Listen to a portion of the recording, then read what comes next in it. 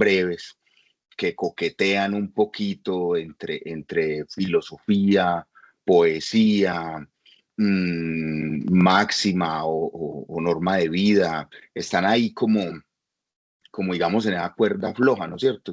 Escribir aforismos es un ejercicio que pudiéramos decir de funambulismo, no sé si los conocen, que eran esos tipos que estaban en una cuerda pues con una vara así grandísima, haciendo equilibrismo, eso se llama funambulismo. Entonces uno cuando escribe aforismos, pues al menos yo me siento como así, haciendo funambulismo entre varias cosas, ¿no es cierto? Este es un texto muy corto que se me publicaron este año, de algunos de los aforismos que escribí en pandemia, cuando estábamos, por eso el nombre de aisladurías, ¿no es cierto? De todos modos, ahí en esa página que les mostró Judy, arriba ven ustedes como una flechita. Ahí les dan 10 páginas de adelanto, como para que no la embarren. Y entonces se metan ahí y lean algunas cosas y digan, no, definitivamente este señor está como loco, aquí no hay nada, yo pues que me voy a gastar la plata en el libro, entonces se arrepientan a tiempo, ¿no es cierto? Ahí dan como un abrebocas de esos aforismos, pero sí es un libro de aforismos y que sale de esa reflexión, pues, cuando el mundo cerró, ¿no es cierto? Cuando estuvimos en pandemia. Pero bueno, nos convoca hoy entonces hablar de la gastrimargia, hablar pues, de esa tendencia, digámoslo así, que tenemos los seres humanos, nuestra especie, a la comida y a la bebida, ¿no es cierto? La idea era que hoy nos pudiéramos conectar todos con lo que más le gustaba comer o beber. Yo soy el primero en faltar a eso, pero tengo una razón valedera. Primero, que ya tengo más de 40 años, entonces los viernes, mejor dicho, me comí una cazuela de frijoles a mediodía, una cosa enorme. Acá en el eje cafetero suelen los viernes los restaurantes hacer frijoles, entonces estoy aquí y ya no puedo, ya después de los 40 de exagerarme, entonces hoy me conecté solo con un cafecito de origen de por aquí. Mm, a ver si nos va bajando la frijolada, que qué cosa tan impresionante. Bueno, entonces hoy es hablar un poco de lo que yo denominé un elogio de la razón glotona, de por qué es decir, cómo la gastronomía nos humaniza. Cuando nosotros en Humanidades hacíamos un primer y único simposio, claro que para estar el jefe, conectado, primer y único simposio, que quería responder a, bueno, ¿qué hace humano a ser humano? ¿No es cierto? ¿Qué nos hace humanos? Y entonces había múltiples respuestas. Una de las que yo me daba, y yo alguna vez soñaba con un simposio de gastrosofía, ¿no es cierto? Eh, Incluso así lo tenemos en Pereira, en el programa Kairos, para cierta población que se quiera escribir, y no sé qué, tenemos el seminario de gastrosofía, ¿no es cierto? De gastronomía, humanidades, filosofía y tal. Entonces, porque ¿qué nos hace humanos? La comida. Todas las demás especies se alimentan, nosotros también, pero ninguna otra especie ha hecho de la alimentación una expresión cultural, ¿no es cierto? El apetito, las demás especies lo dirimen en el hambre. Tengo hambre, yo como. No, nosotros no. Nosotros incluso comemos cuando no tenemos hambre. Nosotros el apetito lo dirimimos la mayoría de las veces en el gusto. Ojo, pues, no en el hambre. Es más, podemos tener hambre de verdad y nos dan algo que no nos gusta. Y bueno, yo no me como eso. Prefiero aguantar hambre. Desde el bebecito, ay, brócoli, no. Yo prefiero aguantar hambre porque eso no me gusta a mí. Por lo tanto, esa ya es una alarma grandota de qué nos hace humanos, la comida. Ninguna otra especie va a restaurantes, ninguna otra especie se une alrededor de ciertas viandas preparadas de tal o cual manera a ejercer la amistad, a ejercer el amor, a ejercer la compañía, a ejercer el ser familia. La comida nos une, nos identifica, nos representa y nos humaniza. Listo, entonces partiendo como de esa conjetura, de esa gran conjetura, mm, entonces yo quiero molestar un poquito a ese filósofo Emmanuel Kant de la filosofía alemana, ¿no? Que era la razón, la crítica, ¿no? A la razón, eh, ¿cómo es? Me olvidan ya, no lo quiero mucho. Alguien que me recuerde, yo sé que es la crítica al juicio, la crítica a la razón pura y La la crítica a razón la razón glotona. práctica. Entonces, como querellando un poquito con el señor, yo quiero hacer un elogio, Emmanuel ¿no? Kant. Sí, exactamente, Kant. Gracias, Carlos. Quiero hacer un elogio de la razón glotona. Hay una razón glotona, ¿no es cierto? Y la quiero enmarcar en dos exergos, dos aforismos, si se quiere, de dos grandes artistas. Uno es James Joyce, el escritor del Ulises, que dice, Dios ha hecho los alimentos y el diablo la sal y las salsas, ¿no? Y Salvador Dalí, este pintor español surrealista, que dice, la belleza será comestible o no será. Y entonces vemos que tenía razón. En este momento, recordemos que eran 9 musas, ¿no es cierto? Eran 9 musas. Y ahora resulta que la gastronomía se ha vuelto un arte. Y un arte con todas las de la ley. Es decir, los griegos ahí se pillaron, no hay musa para la gastronomía. No hay musa para eso. Y las artes ya se nos ampliaron de 7 en un principio a 8 y después a 9 y ahorita quién sabe en cuántas van. Y es un arte por lo que les digo.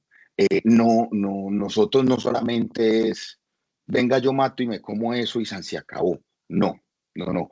Ahora bien, esa cosa de comer en la cultura nuestra no ha sido muy bien vista. Por ahí en el siglo IV, después de la era común, hubo un monje, ¿no? Que se llamaba Evagrio Póntico. Y Evagrio Póntico, en el siglo IV, escribió 8 vicios malvados. Él decía, estos son los vicios malvados, estas son las cosas más malucas que puede cometer un ser humano, las más terribles, de las más tal.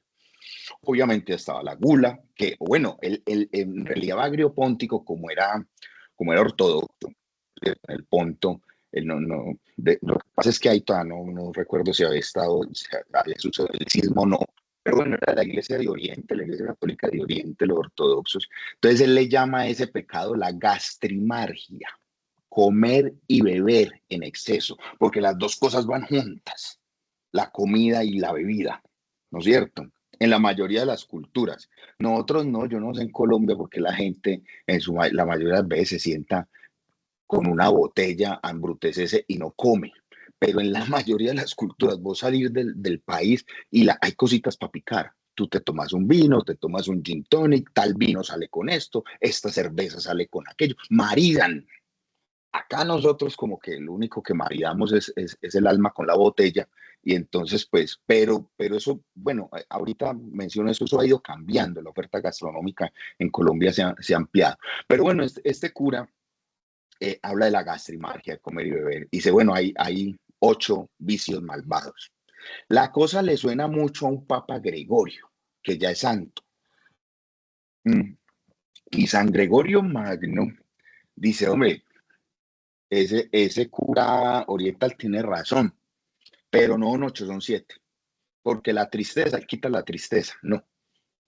Y aparecen lo que conocemos como los pecados capitales, ¿no? Que son los vicios de Evagrio Póntico, que el Papa Gregorio dice que son ya no vicios malvados, primero dice que son 7 y después dice no son vicios malvados, sino que son pecados capitales, caput capiti en latín, es decir, son cabezas, de ahí salen otros, de ahí salen otros.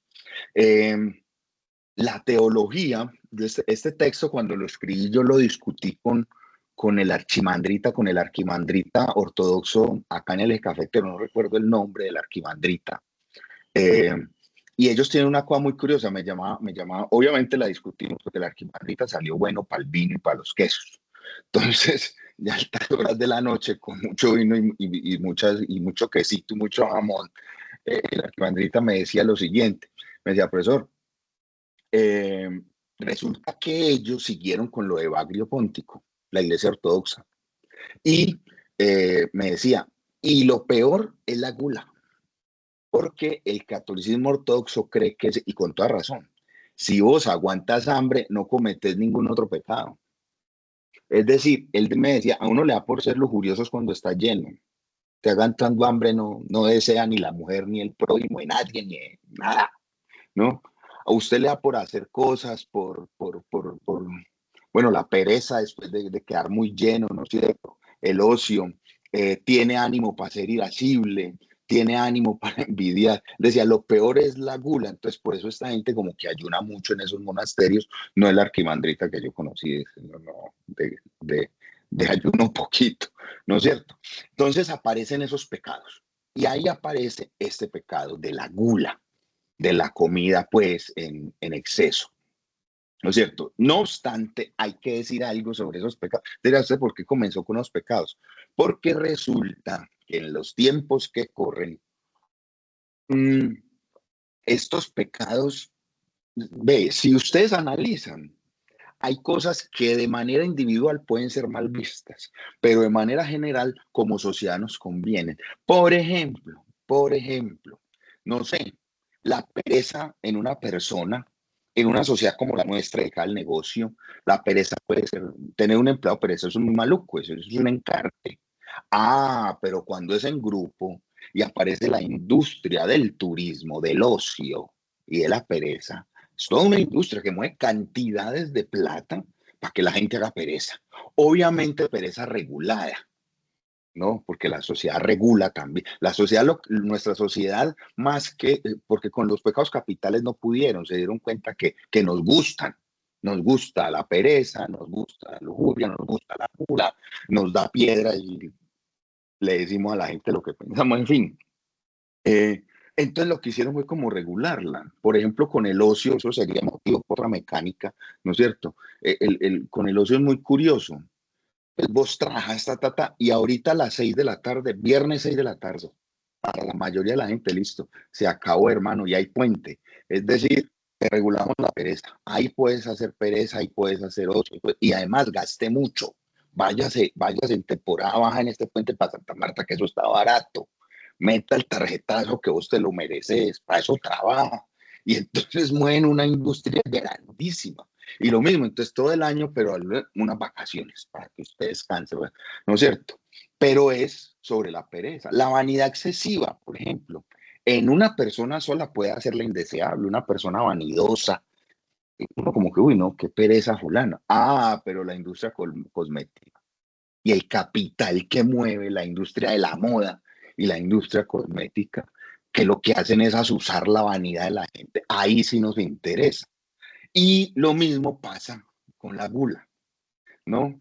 Entonces decimos, hombre, pilas con tu peso, pilas que no sé qué, y porque estamos en la sociedad fitness, ¿no? Entonces hay que regularse y hay que comer poquito y hay que hacer mucho ejercicio y hay que, bueno, este tipo de cosas, ¿no? Eh, obviamente es la vida fitness y a algunos se nos da la vida fatness. Vean, pues, la papada renacentista que tengo yo es precisamente porque lo mío es como que la vida fatness de comer lo que me gusta y comer cuando quiero lo que me gusta. Mm, entonces, claro, lo que se ve mal en una persona, pero la industria de la restauración, llama una palabra muy bonita, ¿no? Los restaurantes, la industria de la restauración, te restauran. Yo creo que a todos los que están conectados les ha pasado. Cuando uno come bien, una buena comida, independientemente del costo, tú vas y comes bien, sales satisfecho, uno sale reconciliado con el mundo. Uno ve la vida undívaga, clara, todo, es decir, todo mundo es lindo porque vos estás lleno y estás satisfecho y comiste rico, ¿no? Unas costillas así, barbecue bien buenas, con una cerveza fría, ¿no es cierto? Y con un poco de cilantro por encima, y usted con mucha hambre se come, y uno sale después de comer eso y dice, no, ya, la vida vale la pena, ¿no? Se siente uno mejor. Tan es así que ahorita que hablaba de pandemia, mira lo que le pasó a la industria de la restauración en pandemia. Sufrieron sufrieron mucho, mucho, y hubo que darles salvavidas y hubo que hacerles cosas porque, claro, lo indeseable en una persona a nivel global no es tan indeseable, ¿no es cierto? Lo que hacemos es administrar. Yo creo que hay una economía del pecar. Y usamos esas dos cosas, los pecados capitales de Bagrio Póntico y el Papa Gregorio, con una sociedad de consumo que regula ese consumo para su beneficio. Entonces, tenemos una economía del pecar. Y si ese pecado lo administramos, lo gerenciamos y nos genera ganancia, y además te decimos cómo, cuándo, dónde, pues nos la echamos, hermano. El problema ya no son los 7 pecados capitales. El problema es que usted comience a hacerlo cuando nosotros como sociedad decimos que no. Listo. Bien. Entre humanidades en general y gastronomía hay muchos encuentros. Uno puede hacer una historia de la filosofía a partir de la comida. No, esto es lo último que me compré y me leí de eso. Yo tengo varias cosas de un tema que me interesa, ¿no? Gastrosofía, como les decía ahora, que es una historia de la filosofía a partir de lo que comían los filósofos, ¿no? Entonces tú puedes coger desde, no sé, acá cogen desde Pitágoras, que era un tipo bastante jodido, el matemático, ¿no? No comía una cantidad de cosas, era vegano, en fin, los frijoles, las habas, no los podía ni probar, porque resulta que al tipo le daban muchas flatulencias y Pitágoras pensaba, Pitágoras es un gran matemático, pero muy bobo para estas cosas, Pitágoras pensaba que cuando tenía una flatulencia era una parte del alma que se le estaba yendo, ¿no es cierto? A veces, no sé cuántos de ustedes sean desalmados, entonces, no sé, en fin, Platón con su banquete, aunque Platón eso hay que cogerlo con pinzas, Platón era bastante frugal, Platón era como un cartujo de Atenas, es más, él era un eupátrida y quería fundar, era un proyecto político, eso era lo de Platón, ¿no? Y se fue para Siracusa, que era una isla en el Mediterráneo. Entonces ustedes se imaginan la vida sibarita, que además la palabra sibarita, es decir, los que nos gusta la buena mesa, la buena bebida, el bon vivant, la buena vida, viene de una isla griega que se llamaba Sibaris, que era muy bollante económicamente, tenían mucho dinero. Entonces esta gente se dedicó a los placeres y a los placeres pues exquisitos y sutiles y superiores.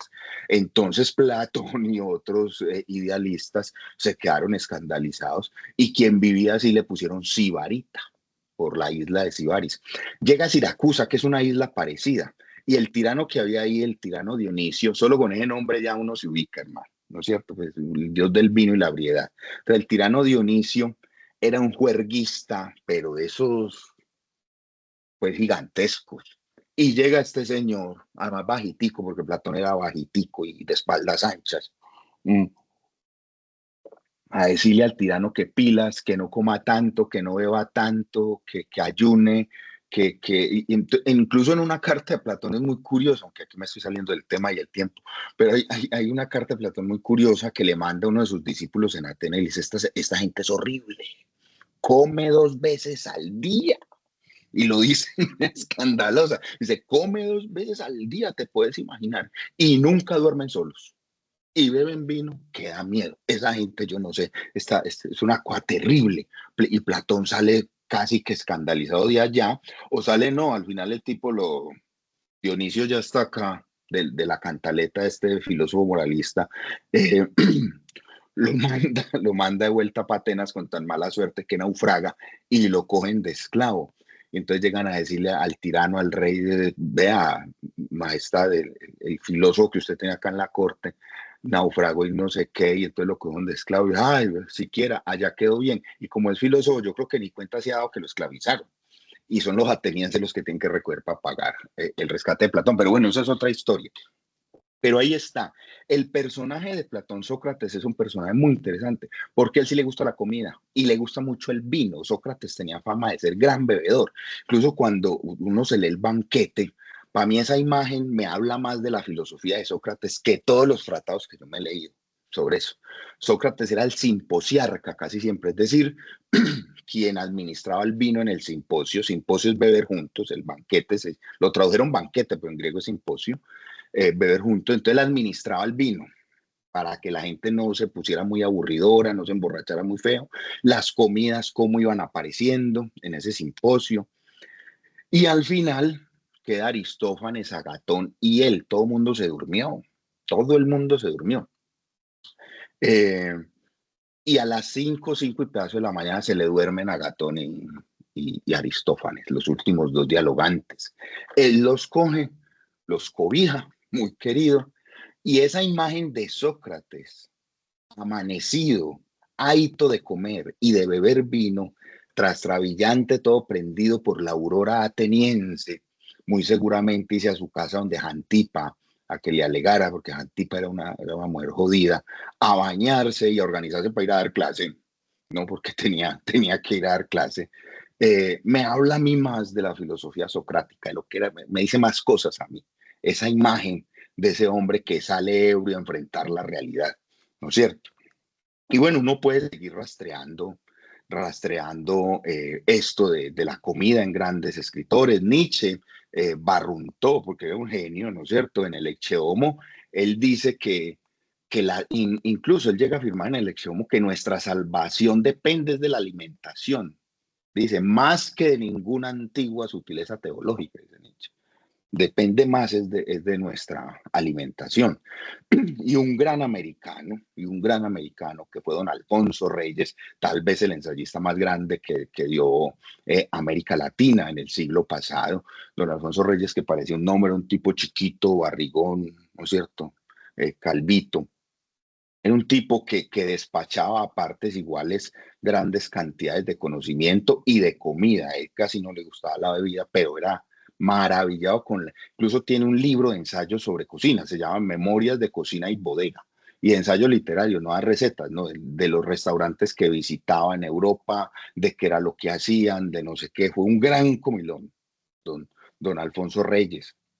Y bueno, pues era mexicano. Una de las cocinas más importantes que nosotros tenemos en América Latina es la cocina mexicana, equiparable y por momentos diría yo mucho mejor, pero equiparable con la italiana, equiparable con la francesa, equiparable con la española. Es una gran cosa, pero la mexicana de verdad, no la comida esta Tex-Mex que le venden a uno por acá, que le venden chimichangas y no sé qué, que eso es Tex-Mex, ¿no? La comida mexicana de verdad, ¿no es cierto? Él cuenta allí, en Memorias de Cocina y Bodega, la muerte de la hermana de Savarin, de Brillant Savarin, que es el padre de la gastronomía. La señora también era muy comilona, se llamaba Madame Pierre Savarin. Y resulta que, dice él, esto yo muy seguramente es apócrifo, que vivió hasta los 99 años y que se murió después de una comilona pantagruélica y de una bebeta, pues, y la señora sintió que le estaba dando un infarto, sintió que se estaba muriendo, y lo único que comenzó fue a gritar a la muchacha que le ayudaba, a la doméstica que le ayudaba con una campanita de niña, niña, corra, tráigame los postres que me queda poco tiempo y me va a morir, yo quiero comer el postre antes de morirme. De ese tamaño era pues la señora. Pero bueno, independientemente de eso, lo que sí hay que decir es que el primero que saca un libro de gastronomía es Jean Antel Brillant Savarin, ¿no?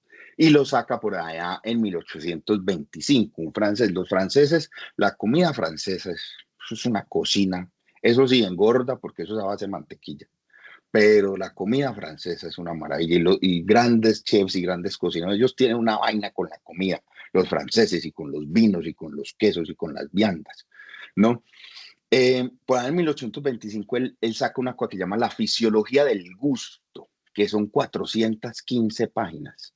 Y el hombre quiere imitar a las meditaciones de Descartes, ¿no? El tipo era de todo, el tipo era abogado, el tipo era médico, el tipo era químico, además francés. Bueno, el tipo tenía pues como la maleta completa.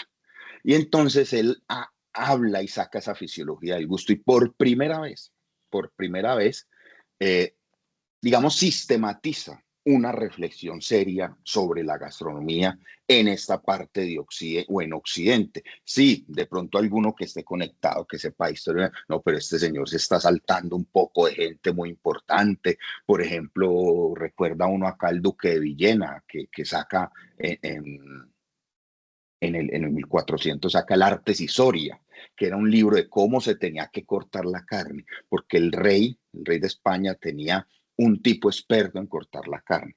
Todos los que alguna vez hemos cocinado, pues sabemos que hay que saber cortar la carne, ¿no es cierto? Y hay que cortarla de cierta manera si usted quiere, no sé, una bola de res para asar o para hacer un goulash o para hacer un estrogonoff. Se corta diferente. Hay que saberla cortar. Entonces, claro, era un experto que sabía deshuesar y toda una res bueno, y abrir en canal y toda esa cosa. Entonces él saca un libro que llama Artes y Soria donde explica cómo se hace eso, ¿no es cierto? El mismo Montaigne, mi maestro y queridísimo Montaigne, habló sobre la gastronomía. A propósito, aún hoy hay un gran vino francés, ¿no? El Château de Quem, el Château de Quem, ¿no? De los viñedos de la familia Montaigne. Aún hoy son carísimos, pues esos vinos. Ojalá algún día nos podamos comprar un vinito de esos. El señor Thomas Jefferson, uno de los fundadores de los Estados Unidos, cuando era embajador allá, se compró íntegra toda la cosecha de 1784. Era pobre Thomas Jefferson, ¿no? Porque un vino carísimo. Y ha habido también, que todo hay que decirlo, grandes gastrónomas, no solo hombres, ¿no es cierto? Por ejemplo, en 1747 tenemos a Hannah Glaze, y Hannah Glaze publica en 1747 The Art of Cookery, el arte de la cocina. Y es importante porque primero esta es de las primeras, en la cultura anglosajona es de las primeras que organiza, no un libro de recetas solamente. Cuando hablo de un gastrónomo es que además habla de la dieta, de cómo se consumen, de no sé qué. No es un libro de cocina como lo entendemos hoy, ¿no? Solamente así, sino que hablan de otras cosas. Y esta era una madre soltera en 1700 que se quedaba más de una vez sin trabajo y vivía era de cocinar y de la venta de ese libro, ¿no? Y ella dice, pues, eso era para que los sirvientes pudieran entenderlo. Ella es el antecedente directo de dos otras grandes mujeres gastrónomas anglosajonas, creo yo. Una es Fisher, M.K. Fisher, ¿no es cierto? Que uno diría que se inventó la erudición culinaria. Los libros de ella son una maravilla porque es más historia que recetas, ¿no es cierto? Y la famosa Julia Child. Julia Child es la primera mujer que estudia en Francia culinaria, que la reciben pues porque es la mujer del embajador de los Estados Unidos, si no, no lo hubieran recibido. Eh, y ella une la comida francesa con, si se quiere, yo no sé si eso exista, la cocina estadounidense. No sé si eso pueda existir. Pero es curioso que todas eran mujeres, todas anglosajonas y todas ninguneadas en la historia de la gastronomía, pero hay que reconocérselas, ¿no es cierto? Pero va a ser Brillant Savarin el primero. Y hay una cosa que llama mucho la atención para ir acelerando. Eh, de ese libro de Fisiología del Gusto. Él antes pone 20 aforismos. Antes de todo el libro, él pone 20 aforismos. Y él dice, yo espero que estos aforismos sean los prolegómenos a esta obra, pero además la base eterna de la ciencia. Era un tipo además muy creído, ¿no? Imagínate. Pensaba que esos aforismos iban, porque el tipo estaba convencido, ojo, Brillant Savarin, estamos hablando del siglo XVIII, del siglo de las luces. Brillant Savarin es un ilustrado. Él de verdad está convencido que la dietética era la clave de la vida. Hoy lo sabemos, ¿no es cierto? Tampoco fue el primero. Uno se queda aterrado, pero aterrado, aterrado. Ahí sí como esa balada o ese disco ¿cómo es? Aterrado, me quedé al ver la cama vacía, una cosa así. Eh, Leyendo la dietética de dos tipos españoles, el uno judío y el otro musulmán, Averroes y Maimónides. El uno pasó como gran filósofo y el otro pues también filosofó, pero era más como médico y tal. Averroes y Maimónides. Uno lee la dietética de esos dos tipos y uno dice, hombre, la dietista mía, la nutricionista mía. Y estamos hablando del siglo XIII, o de entre el siglo XI y XIII, ¿no es cierto? Y esta gente decía, hay que comer esas aceitunas, hay que hacer ejercicio, hay que comer así. Uno pone en la dietética de Averroes y Maimónides, uno queda aterrado. Dice, pues esta gente, ¿por qué no le hicimos caso? Y solo aceite de oliva virgen extra y no sé qué. Bueno, Averroes decía que todo lo curaba el aceite de oliva, todo era todo, ¿no es cierto? Decía el tipo, pero queda uno impresionado. El caso es que este señor saca 20 aforismos y estos 20 antes de la obra, ¿no es cierto? Y Julio Camba, que fue un gran periodista español, solterón toda la vida, pero tenía fama de hacer unos grandes banquetes en su casa, ¿no es cierto? Escribió un libro sobre gastronomía, se llama La Casa de Lúculo. Lúculo fue un gran comilón romano de mucha plata y pues el tipo era el César y el general Lúculo. Tenía una mansión enorme con 17 comedores diferentes. Y él comía ahí todos los días, tenía invitados. Solamente una vez que no tuvo invitados, dice la historia, cuentan pues. Y Lúculo llegó y el mayordomo de su mansión en Roma le sirvió una comidita pues como normal, le sirvió un corrientazo, digámoslo así, un ejecutivo. Y Lúculo montó en cólera. Le digo, ¿qué pasa? Y él le dice, amo, pero es que usted hoy no tiene invitados. Y dice, ¿cómo? ¿Acaso no sabías que hoy Lúculo almuerza con Lúculo? Y se mandó traer una cena fastuosa para él solo. El tipo era de tamaño. Entonces, Julio Camba escribe La Casa de Lúculo, del arte de comer. Y ahí también propone un 20 aforismos, ¿no? Y hay un sociólogo argentino, Matías Bruera, que tiene meditaciones sobre el gusto, que también propone 20 aforismos. Entonces, cuando yo escribí este ensayo, esto de La Razón Glotona es un ensayo que sí se lo enviaron con la invitación, pues yo también, como dicen los mexicanos, me eché mis 20, ¿no es cierto? Entonces, estos serían no sé si hagámoslo así, para, no, por aquí, tú me estaba pidiendo papeles o qué, allá en verla, ¿no? Me eché Sí, mis señor, 20, está bien. listo, y les puse así, ¿no es cierto? Para una posible arquitectura del gusto. Entonces vamos a ver, ¿no es cierto? Yo creo que dejamos un espacio para que conversemos o si quieren mostrar qué es lo que están comiendo y bebiendo, bien pueda y nos antojamos. Solo nos humaniza aquello que al tiempo nos puede salvar o envilecer. Por esto, los conceptos y los alimentos, conocer y comer, son hijos de la misma madre, el hambre, ¿no es cierto? Hay hambre de conocimiento, hay hambre de saber, pero también hay hambre de viandas y de alimentos. Y nos humaniza eso, no sé si ustedes han pillado. Aquello que nos humaniza, aquellos que nos puede hacer más nosotros, si nos excedemos, también nos puede envilecer. Si nos excedemos, nos puede pues joder, nos puede hacer menos humanos, ¿no es cierto? Sócrates hablaba del mesontés, el justo medio. Lo tradujeron así los curas en el medioevo, pero es una mala traducción.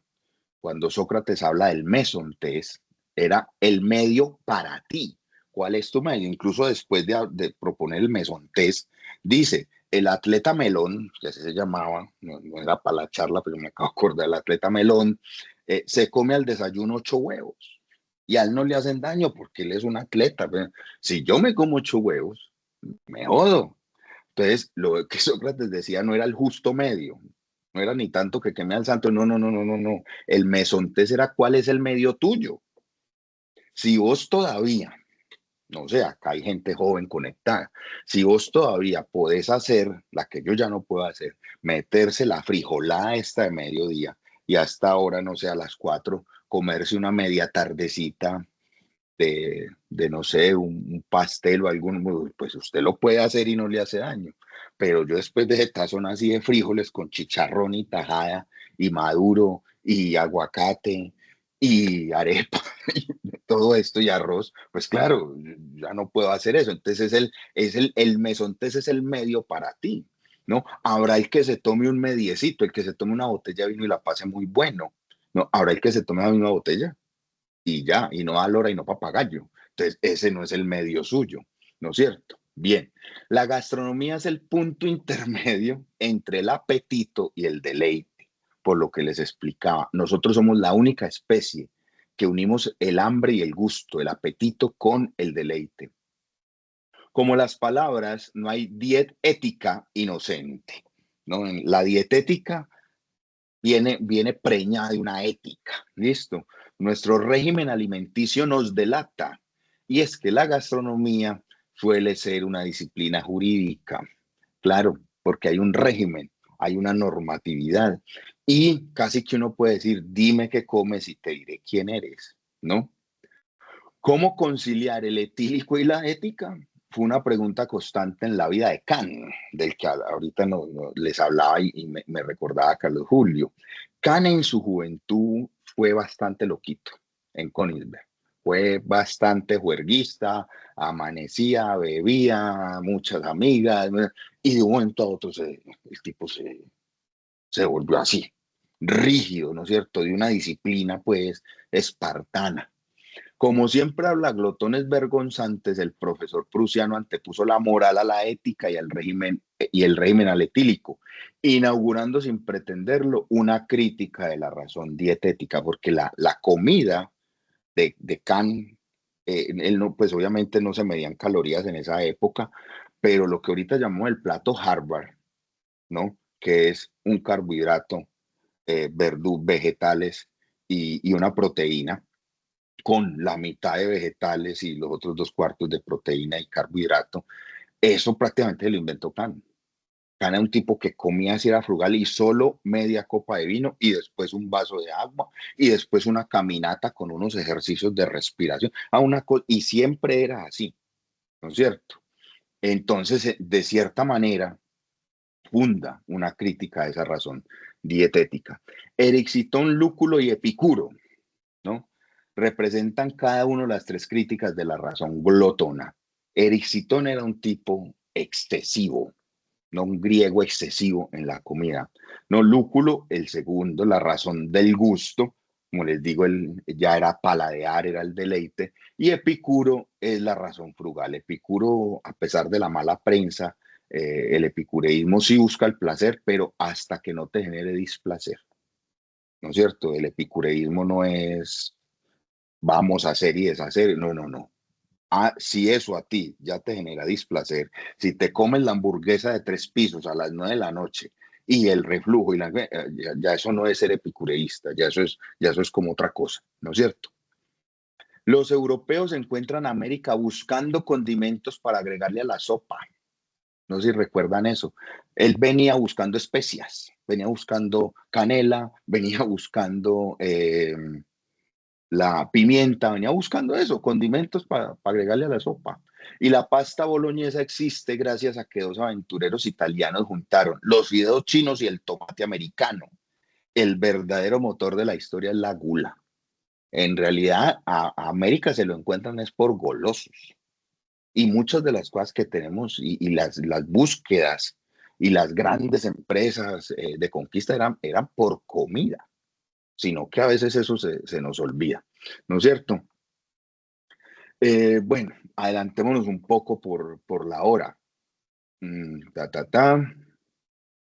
En la actualidad aquí, bueno, la gula consiste en querer asimilar el universo por la vía digestiva. Claro, el glotón quiere entenderlo todo es por la boca, pues, que puede ser una manera.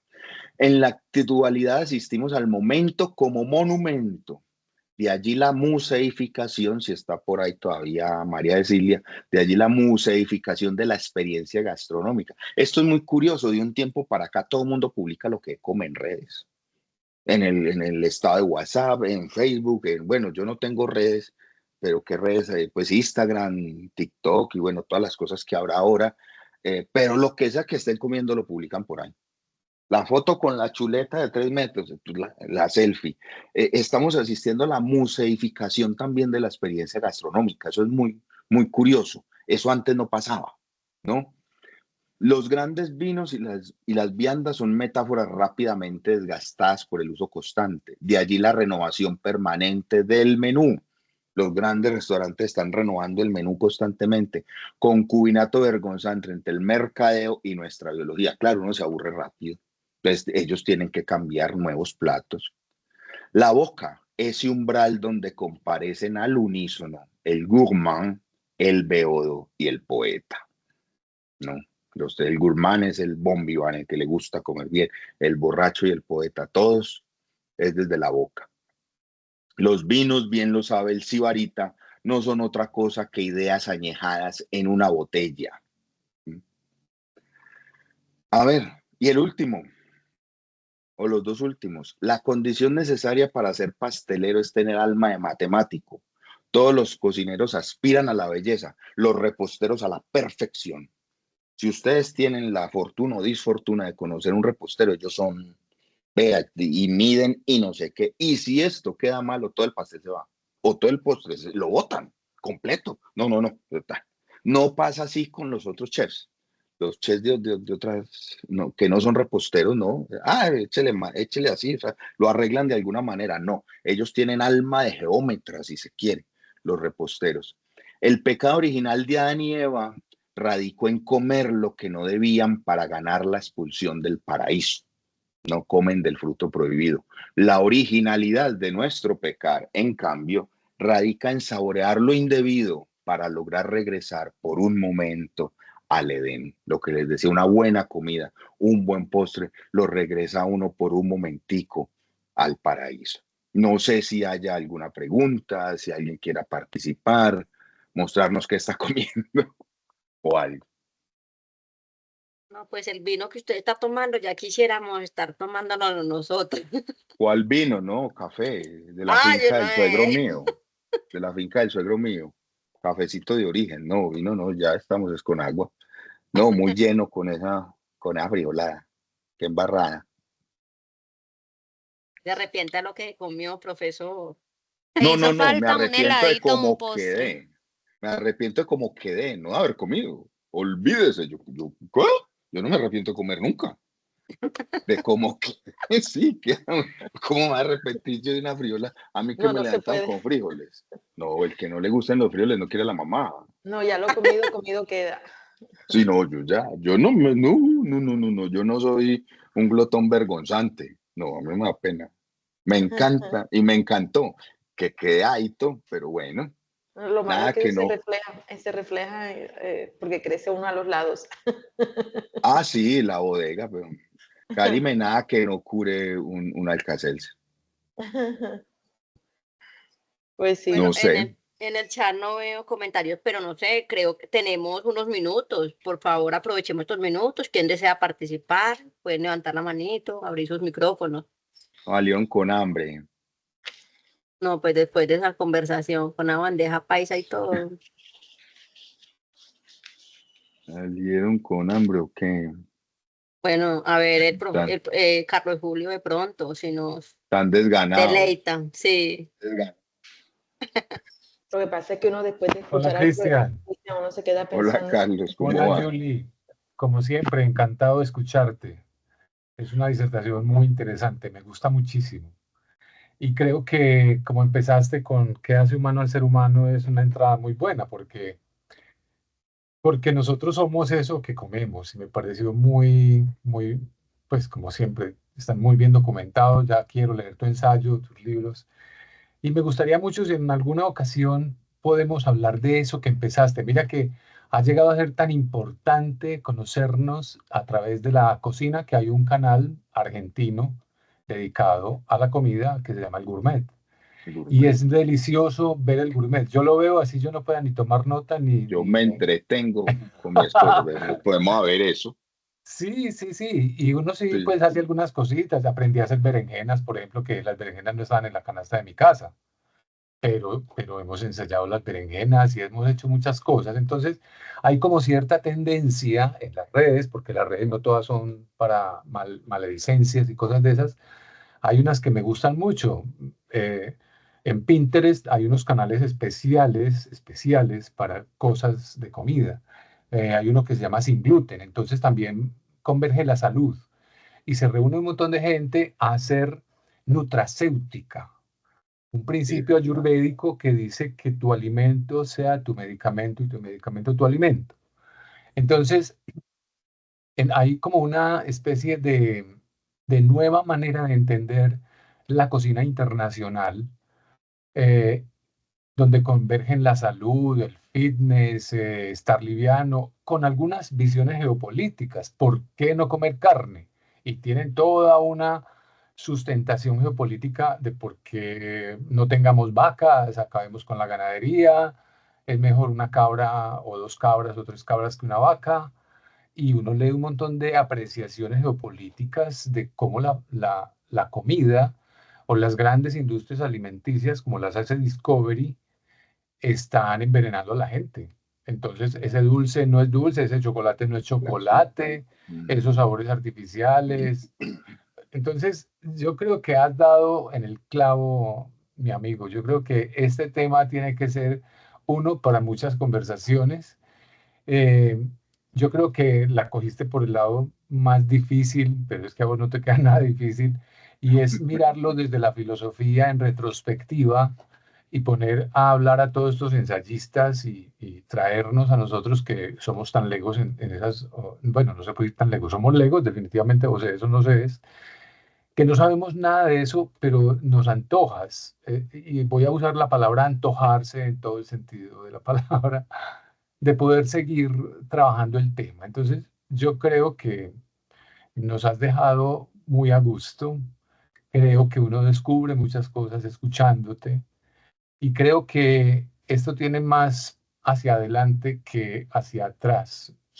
Las bases son fundamentales, pero yo creo que tiene que haber un reordenamiento geopolítico del mundo con base en una revolución de la soberanía alimentaria. Yo conocí hace muchos años, cuando estudiaba con la Universidad Nacional, un proyecto muy lindo que se llama OBSAN, el Observatorio de la Soberanía Alimentaria del Pacífico Colombiano. Lo hizo la Universidad Nacional y ellos lo que hacían era investigar las recetas ancestrales que utilizaban chontaduro, que utilizaban todos estos frutos tan proteicos, tan fuertes, eh, y los trataban de incorporar en las dietas de los niños que no querían sino comer comida chatarra. Y lograron cosas muy buenas. OBSAN es un observatorio que logró elevar la talla de los niños, elevar su estado de ánimo, eh, vincularlos a un trabajo muy importante de mercado a los padres. ¿Cómo es que uno debe mercar? Y entonces ahí nos meteríamos en otro tema, porque no es solamente saber qué vamos a comer, qué queremos comer, qué te gusta a ti, qué es mi especialidad, qué es lo que mejor hago, sino cómo vamos a comprar el mercado para que no se pierda la comida en la nevera, para que no se pierda la comida en el plato, para que todos estemos a gusto. Creo que el tema es amplísimo. Muchísimas sí. gracias. No, no, a ti por el comentario, Carlos. Y claro, hay una cuestión geopolítica importantísima y económica alrededor de la comida y de la industria de la comida. En la industria de la restauración ya hay un movimiento muy fuerte de comida con conciencia, de muchos cocineros, muchos chefs, jefes de cocina. Acá nosotros éramos amigos de uno, pero no sé qué le pasó, como que se fue. Y estaba haciendo un trabajo con los campesinos y con la gente del Chocó, con estos cocineros. Primero, de quitar el intermediario, porque el campesino pierde mucho, el productor pierde mucho, ¿no es cierto? Uno va y compra en Carulla es estéticamente y todo rojito, todo amarillito, todo es una maravilla, pero resulta que esa intermediación hace que el productor pierda mucho y lo que saca el productor es mucho más sano que lo Claro. que llega acá con conservantes y cosas. Entonces hay todo un movimiento muy, muy interesante en Leonor, comer con conciencia, de lo de pronto conoces, temporada. conoces a Leonor Espinosa, la chef Sí, claro, colombiana. a Ella Leo, empezó con sí, sí, eso sí, y sus sí, sí, restaurantes sí, te aseguran que ella le compra al campesino productor. Y ella sí, tiene en sus mesas unos pequeños eh, como brochures que hablan del proveedor de esa comida, del campesino y la familia que la cultiva. Entonces, cuando uno se sienta en los restaurantes de Leonor Espinosa en Bogotá, uno puede leer quién cultivó eso. Y uno puede ver que hay una cantidad de historias atrás de eso. Y te cuento otra. Mira, yo soy muy amigo de ir a mercar a la plaza, lo que llaman la galería en algunas partes del Sí, sí, sí. país. Me encanta. Y he encontrado una cosa muy graciosa, a veces muy, muy irónica, muy sarcástica, muy pesada, porque alguna vez discutí con una señora en una plaza de mercado donde yo voy a elegir mis pimentones amarillos y rojos y todo eso, porque ella decía que era más barato en el Éxito. Yo le dije, pero el Éxito, Carulla, es un supermercado, no puede ser más barato. Y ella me decía, Claro. sí, allá una libra vale 1.200 y aquí un kilo vale 2.000. Pues claro, lo que ella no sabe es que una libra es la La mitad señora de no un sabía era kilo. matemática. Exacto. Entonces, muchas personas, espero que no muchas, la verdad, todavía no entienden que en las plazas tradicionales de nuestro país se transa en kilos y todavía en racimos y en puchas Sí, sí, sí. y en arrobas, en donde tú vas allá al Éxito Carulla o algo, es lo que pese y te cobran el miligramo. Delicioso Sí, el sí, tema, sí, sí. delicioso, Me, me, antojadizo. soñ- me soñaría alguna vez, no sé si se pueda, que de pronto por ahí está la doctora Natalia, si con Kairos podamos, un seminario de esto de gastrosofía donde uno se reúna con un grupo y además de explicar como la historia, la receta, no sé qué, vincularla con filosofía o literatura, hacerla. Que al Claro, final pues la sesión termine como comiéndose alguna la capita uno degustación. o alguna, claro, Qué fuera, rico. fuera, fuera maravilloso. Pero Bueno, bueno, vamos muchas a ver, por gracias. ahí hay algunos Sí, comentarios señor. antes Juan, de darle la está Juan palabra Camilo. al Sí, profe Juan qué Camilo. pena. Sí, dicen que, dice Juliet Andrea Benavides, que llamó la atención y que había que abordar lo de los gastroenterólogos y aspectos filosóficos y tal. Y María Cecilia, claro que la comida se convierte en un vehículo simbólico en el arte y la literatura. Claro, los bodegones, si uno piensa en la plástica, los bodegones, comida, ¿no es cierto? Y es todo, pues ahí sí saben ustedes más, saben los de artes más que yo, pues toda una corriente en el arte occidental, eso de los bodegones y tal. Por eso Juan Camilo, bien pueda.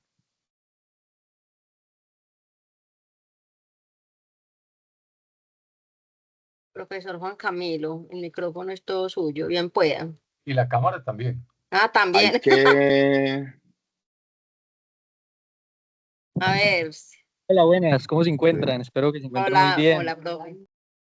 Profesor Cristian, Antojados. maestro, un gusto saludarlo de nuevo.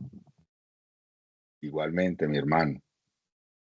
Profe, realmente yo tenía como una pregunta en torno al simbolismo que hay con los banquetes de las realezas. Usted nos dio un ejemplo de este hombre que se emberracó cuando le sirvieron solo para él y él dijo, no, ¿cómo así? Pues es que yo voy a comer con yo. Entonces me gustaría saber qué simbolizaba realmente un buen banquete, una buena comida en la realeza, que se invitaban a esta cantidad de personas y que todos comían, bebían, hablaban. ¿Qué simbolizaba eso? Era como algo de mostrar más poder, más riqueza, si realmente se veía la comida como ese fruto que elevaba como el espíritu de las personas y decía, bueno, si en esta mesa hay mucha comida, en esta mesa hay como una especie de riqueza, una especie de felicidad que eleva, ¿no?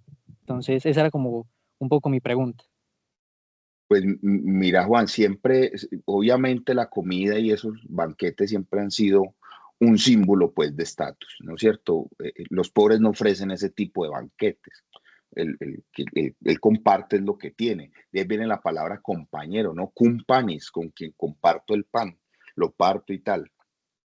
Obviamente, aún no, las embajadas. Hay un libro de cocina que yo no me he podido conseguir, que creo que se lo prometí a Alejandra que pueda estar conectada y no me lo puedo conseguir, que sacó la esposa del que ahora es canciller que duraron muchos años de embajadores en los Estados Unidos. Y ella sacó un libro de cocina que se llama La cocina o las recetas de la Embajada de Colombia en Washington. Ahora, uno diría, ¿cómo así que un libro de recetas de la Embajada de Colombia en Washington? Claro, quien ofrece estos banquetes fastuosos con viandas pues especiales, chefs que se encargan de cada cosa. Hay un chef experto en salsas, hay un chef experto en las carnes y en el asado, hay un chef experto en el repostero, el no sé qué. Obviamente es un símbolo de jerarquía, de riqueza, de poder, ¿no es cierto? De superioridad. Y eso mismo pasaba con los reyes en su época, ¿no es cierto? Además que había el concepto en el medioevo de que el rey alimentaba, ¿no es cierto? Porque él era el que protegía a toda esta gente. Entonces ellos salían de cacería, ¿no? Cazaban el jabalí, cazaban el venado y se lo daban al cocinero para que él lo compartiera y tal. Estaba la idea muy de los reyes taumaturgos, ¿no? Del medioevo, muy cristiano también, de que el rey sostenía, daba alimento a sus súbditos y tal, pero era a los de la corte. Y obviamente él cazaba un jabalí o se lo cazaban y se lo tiraban ahí para que el rey, y obviamente se hacían era un poco, ¿no es cierto? Como dato curioso, cuando Enrique VIII, el rey de Inglaterra, daba los banquetes que daba, el tipo muere de gota, imagínate cómo comería carne. Eh, además del salario, a los que asaban la carne, a los que cocineros que estaban en los hornos, además del salario, tenían derecho, pues un dato curioso, no sirve para nada, pero entretiene, tenían derecho a 24 litros de cerveza por día, por el sudor y por la cosa. Entonces esa gente vivía borracha y vivía asando. Se muere él, les quitan lo de la cerveza y la renuncia de cocineros es masiva. Ellos hacen como una protesta y dicen, no, sin cerveza nosotros no asamos, sin cerveza nosotros no cocinamos. Pero sí, eran demostraciones de poder muy diferente a cuando uno invita a unos amigos o cuando uno invita, es decir, alrededor de la comida se teje toda una experiencia humana, que era un poco lo que decía Carlos. Uno enamora con la comida, uno invita a la pareja de uno, la de una cita, vamos a un buen restaurante, vamos a no sé qué, tal, los amigos, entonces vamos a comer, la familia, nos reunimos y también es una posibilidad, obviamente, de poder, de decir que ellos sí pueden y lo hacen, ¿cierto? No sé si haya por allí otra. No, señor, no hay más intervenciones, entonces creo que, Cristian, damos por terminada nuestra sesión. Si no hay más preguntas para el profesor o más intervenciones, siendo ya pues pasaditas las 6, muchísimas gracias, Cristian, Las 6, por su no, vos. participación. Las 5. Ah, yo pensé que vos estabas en Ah, no, Nueva pero York, si otro quiere uso vámonos hasta horario. las 6, ya que hablé de las 6, Ah, pues vámonos hasta las de 6 Cartago entonces. a Pereira, 20 minutos, cambia el uso horario, hay una hora de más. No, qué pena. Lo que pasa es que ya estamos encantados con su intervención, entonces yo creo que nos puede seguir deleitando.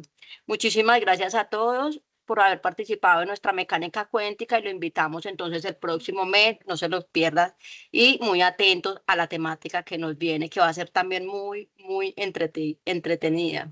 Muchísimas gracias, profesor Cristian, profesor No, con todo Carlos gusto. Julio y todos los que se han conectado. Feliz fin de semana.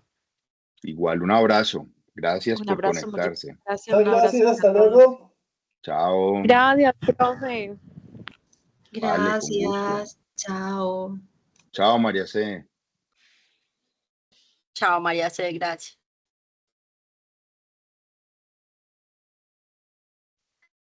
Judy. Chao. Gracias. Nos vemos.